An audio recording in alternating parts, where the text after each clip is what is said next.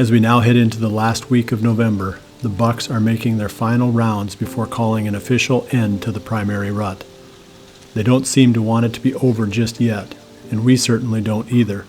But this final week is traditionally excellent. We have a lot to look forward to. Mike Reed spends the morning of November 25th back in the timber near a bedding area, but the time serves merely as a placeholder until he is able to get into what he believes will be his best spot that afternoon. Well, it's about 10 o'clock. We're going to call it a morning. It's been relatively slow, I think, all in all. Since my last interview, we saw another couple does and a 1.5-year-old buck. So I combined about 22 acres of corn 2-3 days ago. And so this afternoon I'm going to just double check the wind and set up on one of those cut cornfields. The cameras show that the deer really hit those in the afternoon, as you'd expect. So tonight we're going to make a move and set up over there. Hopefully have some luck this afternoon.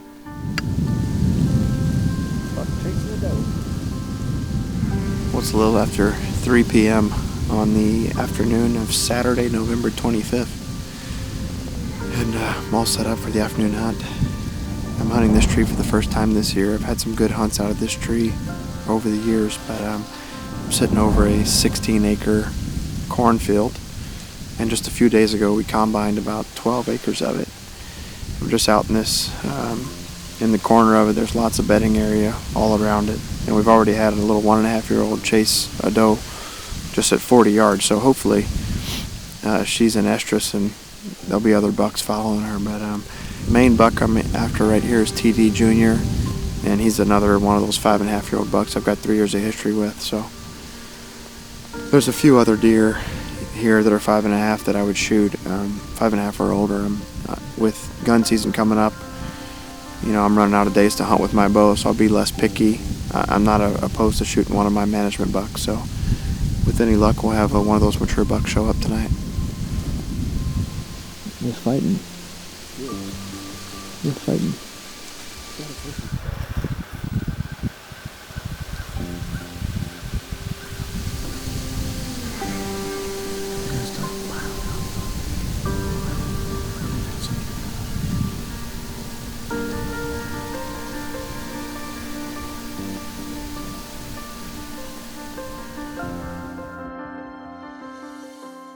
Frigid Forage Plowdown Clover is one of the most revolutionary products they sell. You ideally frost seed this blend of fast-growing clovers during the winter and then mow it down and till it under when preparing to plant Big and Beastie the next summer. The clover provides much-needed forage for the deer during the summer and much-needed nitrogen for the Big and Beastie once you plow it down. Keeping things simple and minimizing gear is always a worthwhile goal. Nikon's Laser Force range-finding binoculars bring together the two pieces of optical hardware that most bow hunters carry to the stand. Working hard to contain cost, Nikon is able to offer the Laser Force at roughly the same price you would pay if you bought a rangefinder and a high-quality binocular separately. I originally planted this plot to soybeans, but due to dry conditions they never produced. In early August I drilled Big and Beastie into the beans using the RTP Genesis seeder. Having a tool that provides this level of flexibility is a definite advantage when trying to create the best possible food plots. We had good success with the Ozonics HR200, which is still in the line, but their new HR300 model produces up to 45% more ozone. This can be critical in the tree stand on days when the wind is gusting. There's a buck coming up the lane. There's does out in the field. There's a good buck in the back.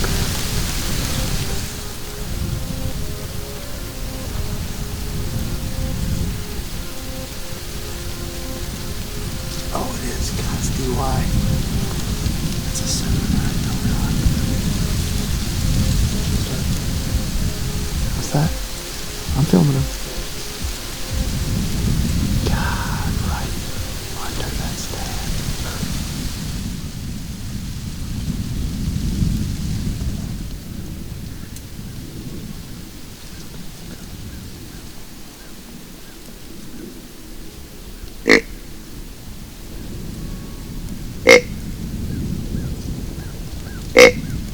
With the window closing on the rut, Mike loses nothing by aggressively calling to a buck that is out of range.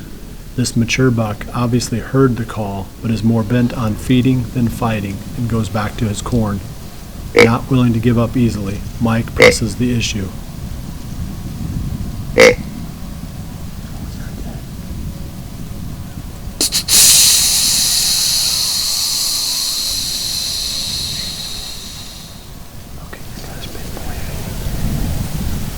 That's a snort wheeze. That's super aggressive. We'll see if he walks over here.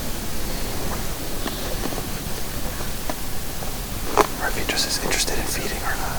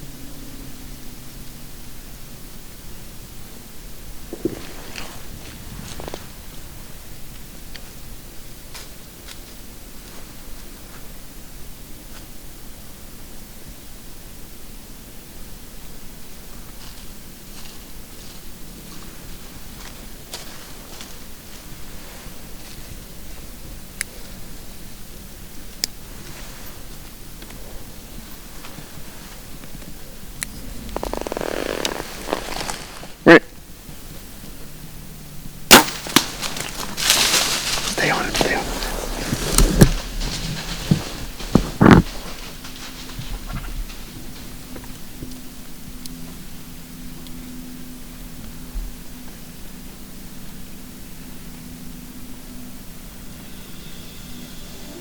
Well, that's a buck I call DY.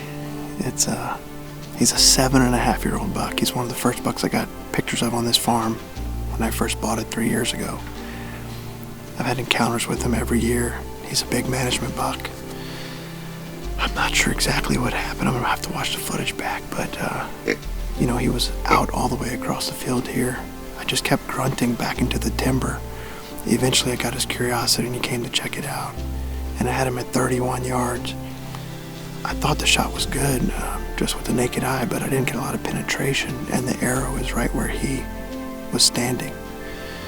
And he ran down to the timber, and I can see him down in there.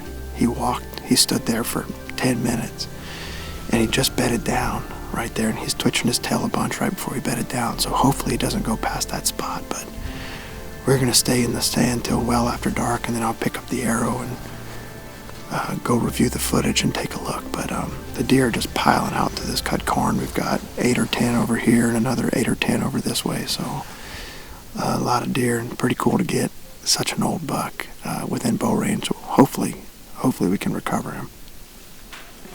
So it's the next day. We're out here where I shot DY last night. So I elected to leave him lay overnight because the way he acted, he walked off and bedded down, then stood back up. And we got back to the cabin and watched the footage. It looked really good. It looked like a great shot. Broke off over half the arrow in him, probably 18 inches of penetration. So I don't think it would have gone far, but based on what I saw, decided to wait. So out here with the girls, and we're gonna get on the trail.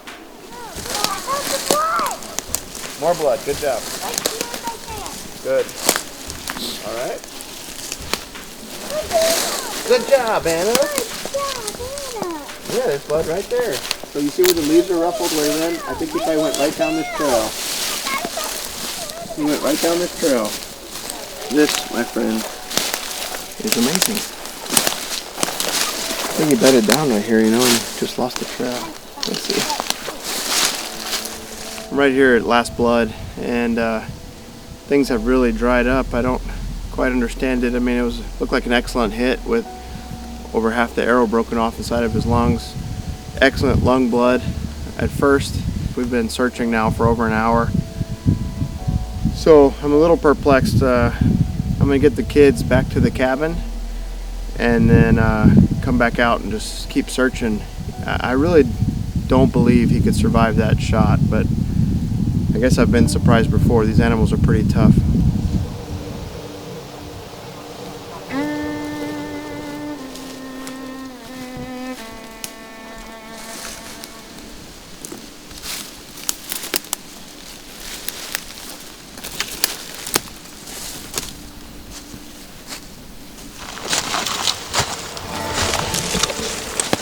Finally. He's not been dead very long. Yeah.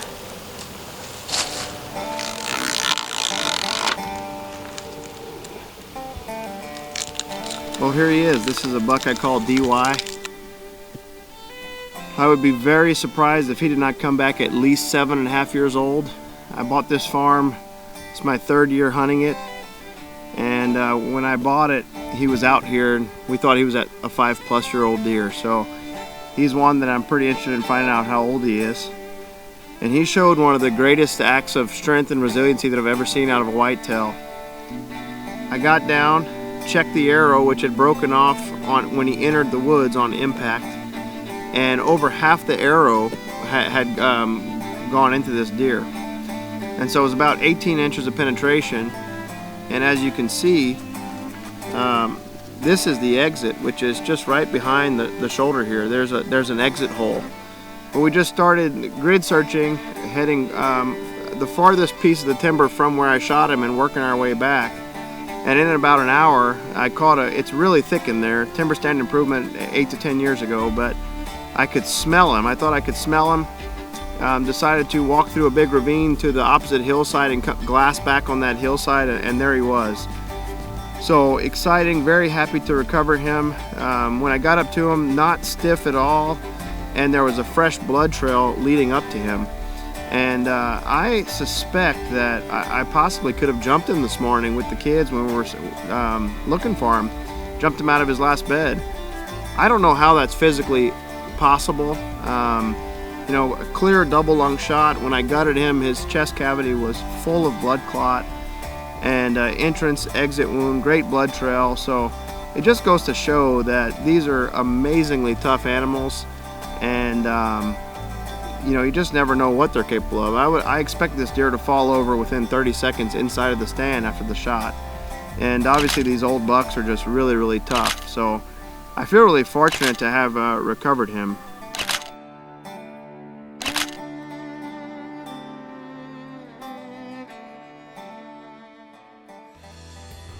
Low light accuracy requires a sight with bright pins.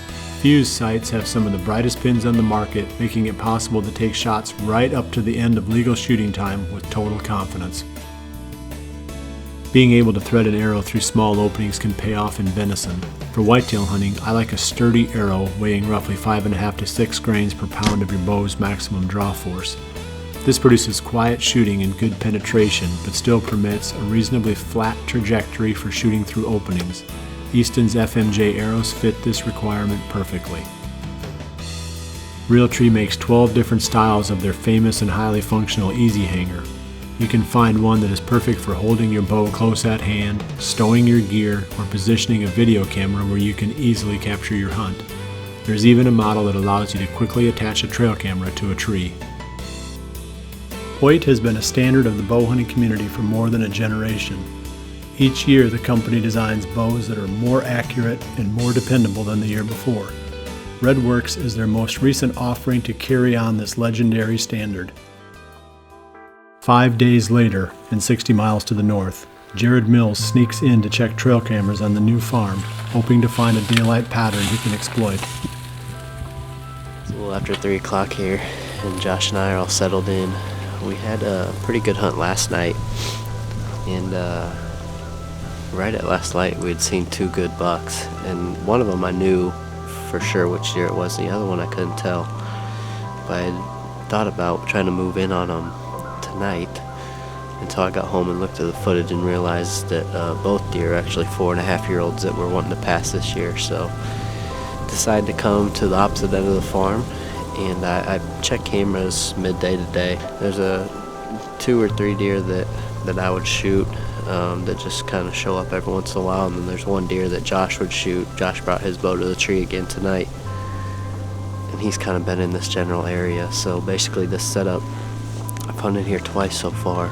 There's an inside corner here that connects basically our bigger section of timber to all the WRP bottom land. We'll see what happens tonight. We're definitely moving towards the late season type of hunting, so just trying to catch them in between.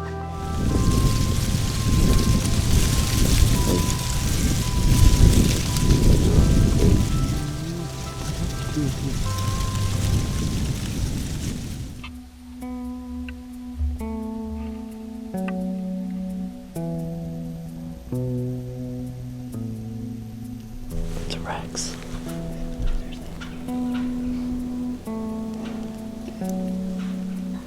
Yeah, it's Rex.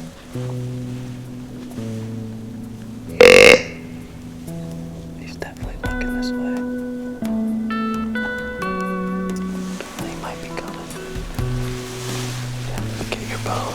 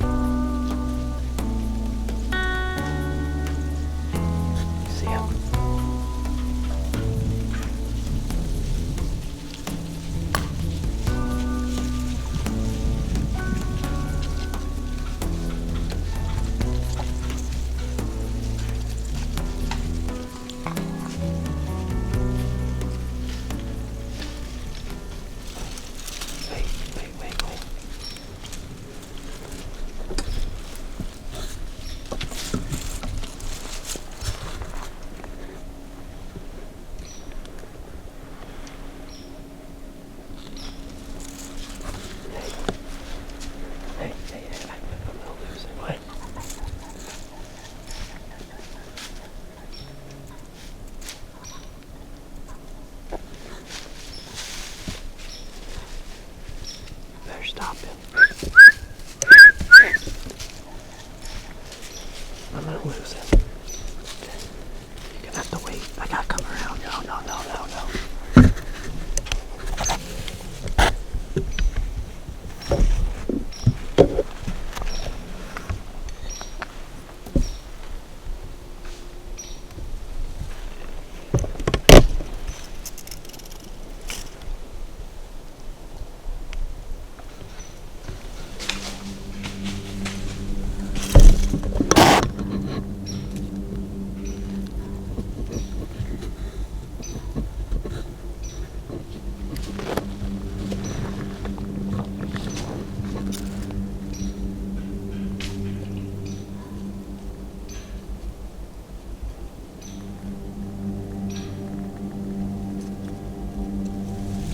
that's about as close as you can get right there.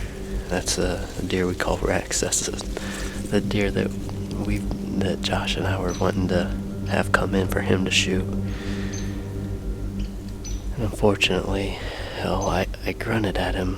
He was, I don't know, 125 yards away probably. I grunted at him and he came up to us, but of course circled on the downwind side, but there's some brush in the way, so Josh had to wait. And it was just tough for us to both be on the same page, and then when we were on the same page, Josh tried whistling at him and he just didn't stop. So that's how it goes sometimes, a little bit chaotic here in the tree, but it was a cool encounter, if anything else. We have about 20 minutes left, I'd say. So hopefully we can get another one of the shooters come by.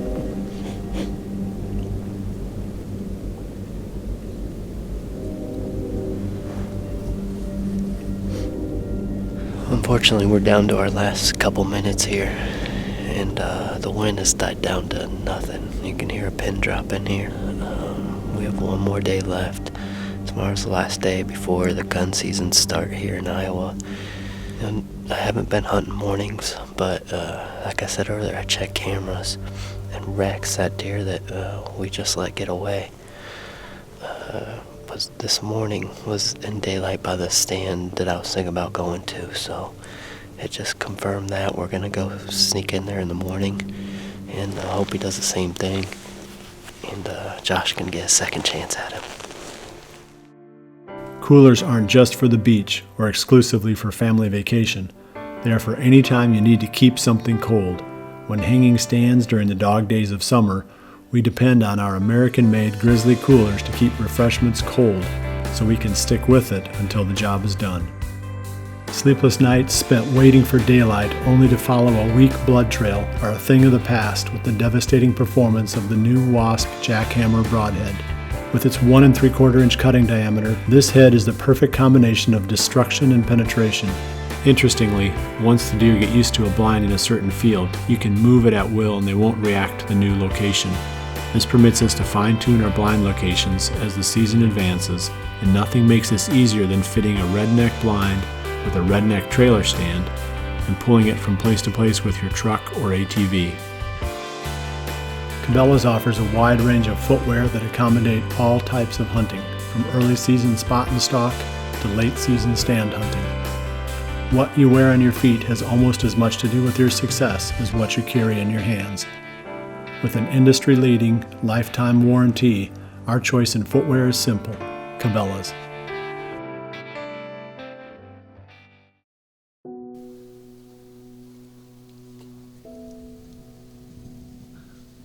Right. Well, here he is. This is a buck I call DY. I would be very surprised if he did not come back at least 7.5 years old. Well, that's about as close as you can get right there.